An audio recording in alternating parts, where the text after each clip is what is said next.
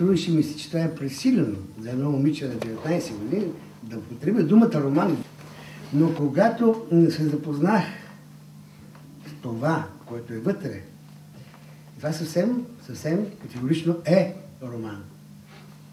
Роман на тези 19 години, в който по начин много рефлективен, както в тази игра, невероятен рефлекс човешки, с невероятна динамика и тънкост се разказват неща, които аз трябваше да се мъча с случващото се около мене, защото аз съм човек на друго време.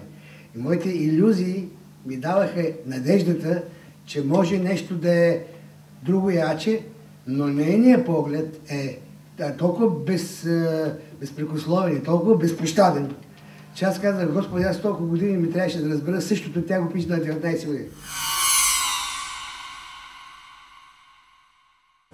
Имах неща, които ги бях насъбрала в себе си и ги изхвърлих и ми доставя така едно голямо удоволствие ми достави самия процес. Тя ни предлага един продукт, който, уверявам ви, ще ви достави истинско удоволствие. Вкарва ни в един реален свят. Свят на спортисти, на тенисисти и ни доказва как системата мачка, изтрива на прах всяко желание на човек у нас да се реализира и да стане онова, което би могъл да бъде и което би искал да бъде. Много неочаквана за мен зрелостта на композицията.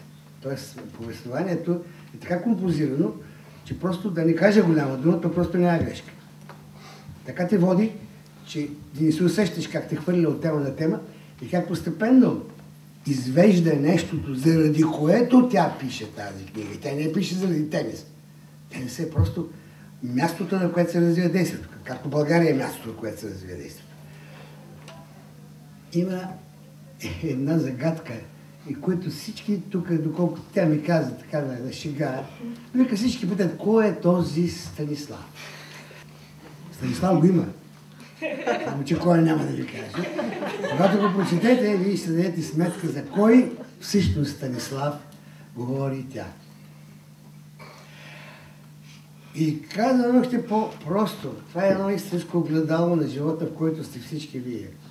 Нещо, което аз самия го преживяла и моите връстници са преживяли. Всичко това виждаме го в разказано по най-късия, най-краткия, най-ударния начин на нещото, което става в живота на човека. Ето го. 1, 2, 3 път. Ще заминеш надалеч. 4, 5, 6. Да, това е асок купа. Щастие, успех, любов. 7. Ударе пръст в картата и ме поглежда многозначително мама. Голям професионален успех. Двете сме седнали на една маса. И сме такива, каквито сме в момента. После, само 2 ръце разбъркват картите и всичко започва от начало. Поп пика ще те подкрепи. Път, любов, успех. 1, 2, 3, 4, 5, 7. Почуква пръстът по картите и тогава се повтаря до безкрайност. В съня ми превръща се в кошмар. 1, 2, 3, 4, 5, 7. Добре, разбрах. И пак. 1, 2, 3. Асо, голям успех. Плъзгам поглед по ръката на мама и поглеждам лицето й.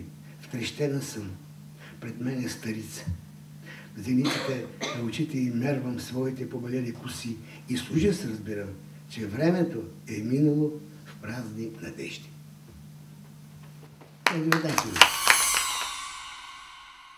Кой е Станислав? Някъде задава въпроси. Давай вас. Тениса и Станислав връзка има ли? Прочети книгата. Ето,